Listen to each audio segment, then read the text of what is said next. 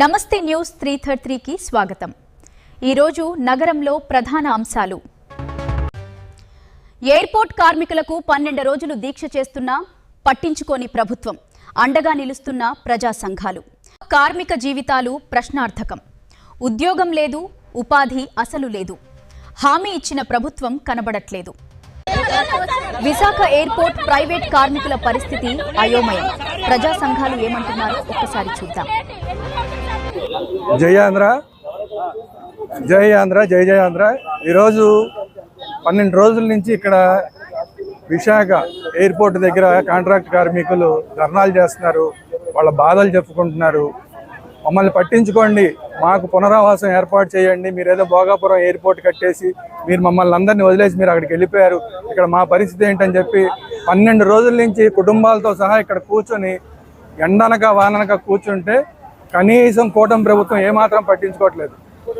ఇక్కడ ఎంపీగా ఉన్న భరత్ గారు వీళ్ళందరికీ మేము పునరావాసం కల్పిస్తామని చెప్పి ఈ ఎయిర్పోర్ట్ మూసేసిన తర్వాత ఇప్పుడు వెళ్ళి అడిగితేనేమో మీకు మేమేం చెయ్యం పొండి అని చెప్తున్నాడట।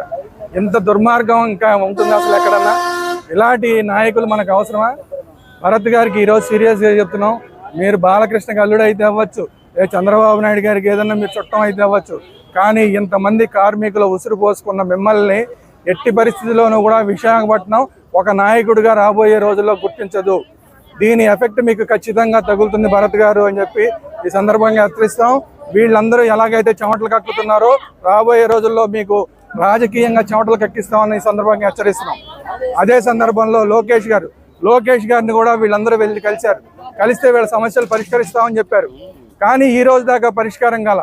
లోకేష్ గారు మొత్తం విదేశాలన్నీ తిరుగుతూ ఉంటాడు, నేను అన్ని పెట్టుబడులు తీసుకొచ్చా, రాష్ట్రాన్ని ఏదో అభివృద్ధి చేసేస్తున్నా అని చెప్తాడు।